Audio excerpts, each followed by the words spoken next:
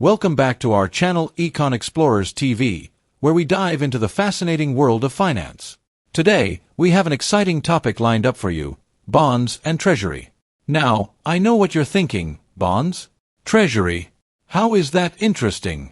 Well, buckle up because we're about to take you on a ride that will change your perspective on these financial instruments. Bonds are referred as government securities or G-Secs in the India, and treasury or treasury bills in the America and as gilts in the UK. Now picture this: you're walking down the street, minding your own business, when suddenly a stranger approaches you.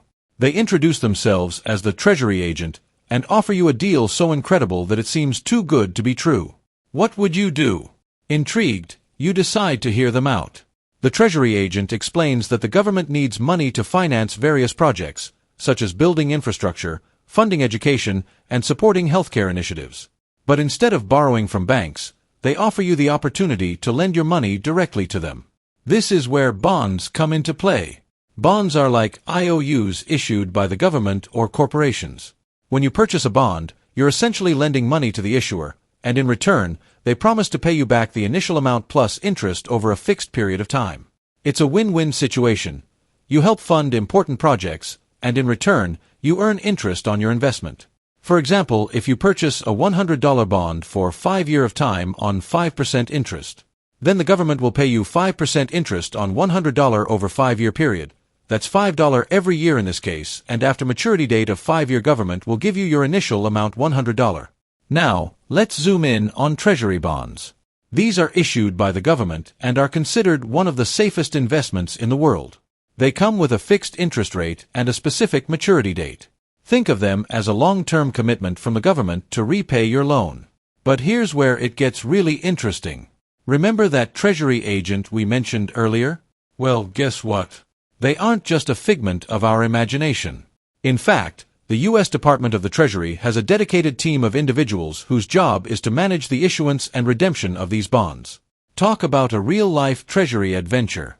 These treasury agents work tirelessly to ensure that the process of buying and selling bonds is smooth and efficient. They handle everything from auctioning bonds to maintaining records of bondholders.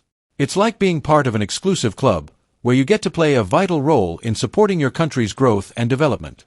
So basically, a bond is a loan made by an investor to a borrower for a set period of time in return for regular interest payments. The time from when the bond is issued to when the borrower has agreed to pay the loan back is called its term to maturity. There are government bonds, where a government is the borrower, and corporate bonds, where a business or a bank is the borrower. The main difference between a bond and a regular loan is that, once issued, a bond can be traded with other investors in a financial market. As a result, a bond has a market price. When you purchase a bond from the government, it's known as the primary market. When you sell that bond to another investor, it occurs in the secondary market. A bond's yield is the return an investor expects to earn annually over the bond's term to maturity. For the investor who buys the bond yield represents the overall return, accounting for the remaining interest payments and the principal they will receive, relative to the bond's price. In simple terms, bond yields represent the return an investor earns on a bond. It is the effective rate of return that a bond generates. However, this rate of return is not fixed and fluctuates with the bond's price. Now, you might wonder how bond yields and bond prices move up and down. Here's the explanation. Suppose the GDP of the economy is declining and the stock market is plunging. In this scenario, investors will pull their money out of the equity market and invest in safer instruments like government bonds. As a result, the demand for government bonds increases, driving up bond prices and causing bond yields to decrease. Similarly, when the economy is performing well, there will be less demand for government bonds, causing bond yields to rise. To illustrate the relationship between bond prices and yields, consider an example of a government bond issued on June 30, 2019, with a 10-year term. The bond's principal is $100, meaning that on June 30, 2029, the government must repay $100 to the bondholder. The bond has an annual interest payment of 2% of the principal, i.e., $2 each year.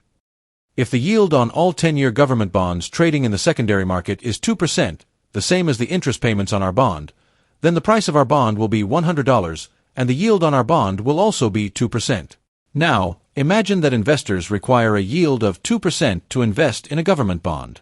They will be willing to pay $100 to invest in a bond that offers an annual interest payment of $2 because this will provide them with their required yield. However, if the country's economy starts to decline, investors will withdraw their money from risky assets like the stock market and invest in safer assets like government bonds. As the demand for bonds increases, so does the price. Suppose the $100 bond now costs $102. If you want to sell your bond, which you bought for $100, you can sell it in the secondary market for $102.